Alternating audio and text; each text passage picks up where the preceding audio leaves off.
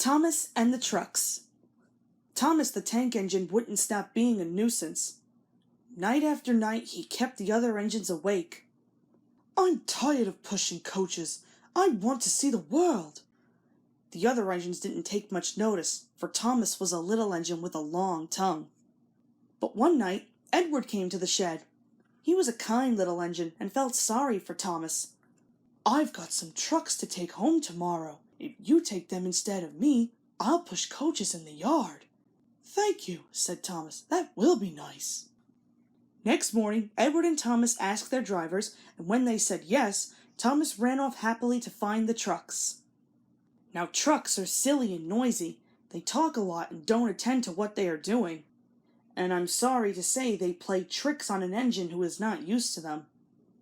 Edward knew all about trucks. He warned Thomas to be careful, but Thomas was too excited to listen. The shunter fastened the coupling, and when the signal dropped, Thomas was ready. The guard blew his whistle. "Beep, beep," answered Thomas, and started off, but the trucks weren't ready. "Oh, oh, oh!" they screamed. "Wait, Thomas, wait!" But Thomas wouldn't wait.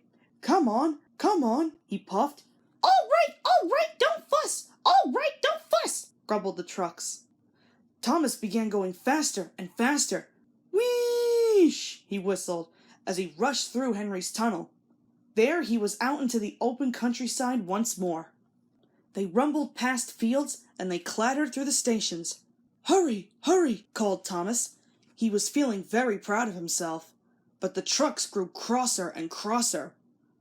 At last, Thomas slowed down as he came to Gordon's Hill. "Steady now, steady," warned the driver, as they reached the top. He began to put on the brakes. We're stopping, called Thomas.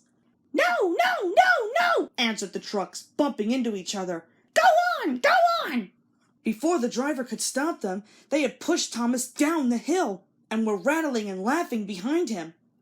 Poor Thomas tried hard to stop them from making him go too fast. Stop pushing, he hissed, but the trucks took no notice. Go on, they giggled in their silly way. Thomas was traveling much too fast, and at any moment he would reach the next station. There's the station! Oh dear, what shall I do? He cried. They rattled straight through and swerved into the goods yard. Thomas shut his eyes. I must stop! When he opened his eyes, he saw he had stopped just in front of the buffers.